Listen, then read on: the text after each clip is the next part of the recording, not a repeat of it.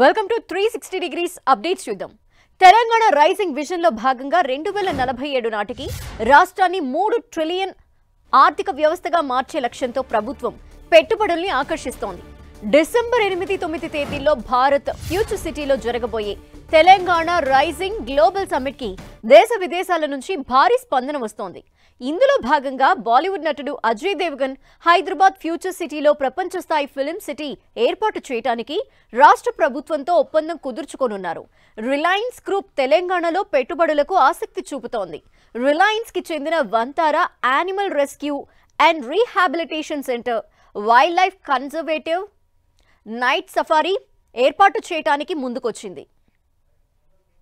మరిన్ని వివరాలు మా ప్రతినిధి కొండల్ అందిస్తారు. కొండల్, తెలంగాణ ప్రభుత్వం ఈ నెల 8-9 Telangana rising vision 2047 vision document ను ఆవిష్కరించబోతుంది. Global Telangana rising global summit ను నిర్వహించబోతుంది. దీనికి ప్రపంచంలో ఉన్న వ్యాపారవేత్తలు అనుకోండి, కంపెనీ సిఇఓలు అనుకోండి, వీళ్ళందరూ కూడా హాజరవుతున్నారు. తెలంగాణ విజన్ డాక్యుమెంట్ ఇప్పటికే ప్రపంచం దృష్టిని ఆకర్షిస్తున్న పరిస్థితి ఉంది. మొన్న దావోస్ పర్యటనలో భారీగా 1,79,000 పెట్టుబడులు రాష్ట్రానికి వచ్చాయి. ఇప్పుడు ఈ తెలంగాణ గ్లోబల్ సమ్మిట్ లో కూడా తెలంగాణ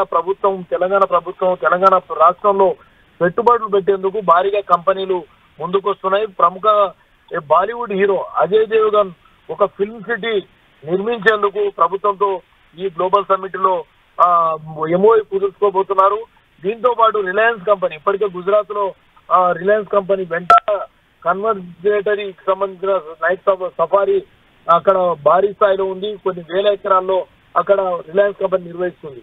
అదే వెంటారా కంపెనీ తెలంగాణలో నైట్ సఫారీకి సంబంధించి ఒక ఎంఓయూను కుదుర్చుకోబోతుంది.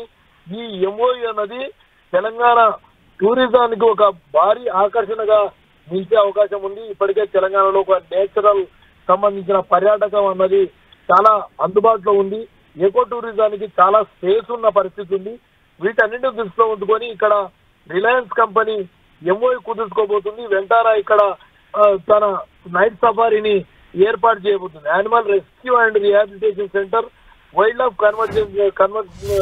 దానికి నైట్ సఫారీని ఏర్పాటు చేయబోతుంది. ఇది కూడా ఈ కంపెనీ రాక అన్నది టూరిజానికి పెద్ద బూస్టప్ గా ఉండబోతుంది. భారీగా దీంట్లో పెట్టుబడులు పెట్టబోతున్నారు. దాంతో పాటు మరో ప్రముఖ company food link and F&B holding అనే కంపెనీ 3,000 కోట్ల పెట్టుబడులను ఫ్యూచర్ సిటీలో ఫుడ్ డిపార్ట్మెంట్ సంబంధించి అంటే 3 భారీ హోటళ్లను ఫ్యూచర్ సిటీలో నిర్మించేందుకు ఎంఓయూ కుదుర్చుకోబోతుంది. ఇప్పటికే దీనికి సంబంధించి డేట్ కన్ఫర్మ్ అయిపోయింది. 8-9 తేదీలో గ్లోబల్ సమ్మిట్ నిర్వహించబోతున్నారు. ఆ గ్లోబల్ సమ్మిట్ లో ప్రపంచ ప్రముఖ కంపెనీలు కూడా ఇక్కడ పెట్టుబడి ఎంఓయూ కుదుర్చుకోబోతున్నారు. థాంక్యూ కొండల్.